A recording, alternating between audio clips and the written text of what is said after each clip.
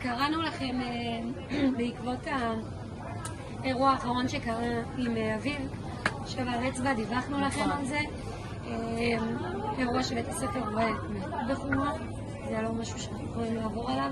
אני עדיין לא חושבת שאביב היה אחראי לזה. אנחנו לא ניכנס לזה עכשיו. בסדר? אנחנו קראנו לכם באמת בגלל שאנחנו מרגישים שאנחנו מנסים למצות את כל האפשרויות שיש לנו, ובונים תוכניות, ומשהו לא עובד. משהו לא עובד, משהו לא עובד אצלכם, כי אצלנו בבית הכל בסדר. שאני מאוד שמחה לשמוע שבבית הכל בסדר. אני מאוד שמחה, גם דיברנו עם בטח התנהגות האישית שלכם. שהיא תעיד, שבבית הוא מאמן. שבאמת בבית התמונה היא שונה. נכון. בית זה לא בית ספר, הגירויים שיש בבית הספר זה לא הגירויים שיש לו בבית. ובבית הוא לא מתמודד עם עוד 7 תלמידים בכיתה שיש להם גם צרכים, הוא לא מתמודד עם עוד.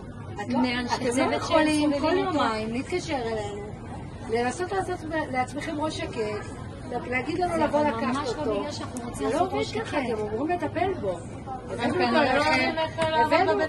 הבאנו את הילד עליכם כדי שתטפלו בו. אתם הייתם אמורים להיות המאמן שלו. אנחנו באמת, שוב, אני אגיד את מה שאמרתי גם לפני כן. זה מה שאנחנו עושים, אנחנו בית ספר תקשורתי, בית ספר תקשורתי שלא יודע לטפל עם ילד, אבל פה יש מורכבות שאנחנו צריכים לדבר עליה. מה שאתם עושים זה להתקשר אלינו כל יומיים ולהגיד לנו בואו לקחת את אביב. ואני מנסה, אתם חושבים שאנחנו עושים את זה כי אנחנו רוצים שהוא לא יהיה בכיתה? יהיה לכם כוח כזה פשוט, כן? זה לא המצב. הכי נוח. הכי נוח, זה לא יש זכויות.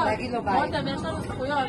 אביב צריך להיות במסגרת על 4:45 ולא דקה לפני. ולא כל יום להתקשר, בואו תיקחו אותו, אז זה מה שחשוב לי להגיד, שזה באמת המטרה של השיחה, שאנחנו באמת מרגישים שמשהו לא עובד, ואנחנו רוצים לעבור לוועדת פרט.